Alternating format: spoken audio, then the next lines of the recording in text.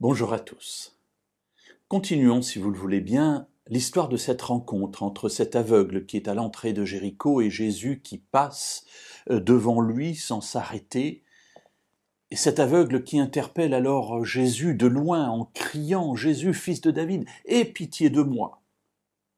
Voilà que les disciples, ceux qui accompagnent Jésus, ceux qui portent son enseignement, lui demandent d'arrêter.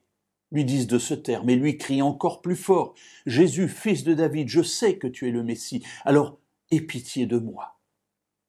Quelle va être la réaction de Jésus? Lisons-la, si vous le voulez bien, dans l'Évangile selon Luc au chapitre 18 et au verset 40 et 41.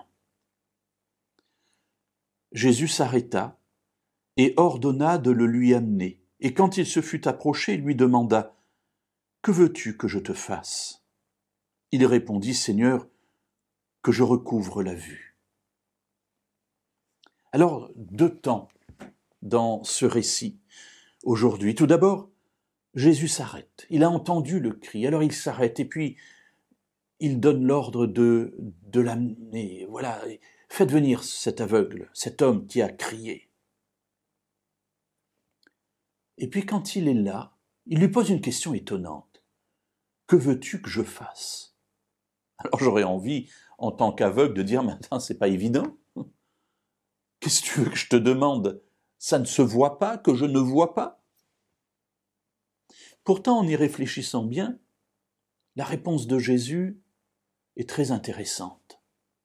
Réponse à ce cri, tu m'appelles fils de David, tu veux que je vienne à ton aide, aie pitié de moi, bien, dis-moi ce que tu veux que je fasse pour toi. Qu'est-ce que tu as en tête ? Quel est ton désir profond ? Qu'est-ce que tu veux me demander qui pense que ta vie va changer ? Oui, mes amis, il est important de savoir ce que nous voulons quand nous nous approchons de Jésus et de pouvoir l'exprimer d'une manière la plus claire possible, parce que Dieu est prêt à répondre à nos prières. Encore faut-il que nous sachions ce que nous voulons lui demander. Voilà une question intéressante que Jésus nous pose. Que veux-tu que je fasse ?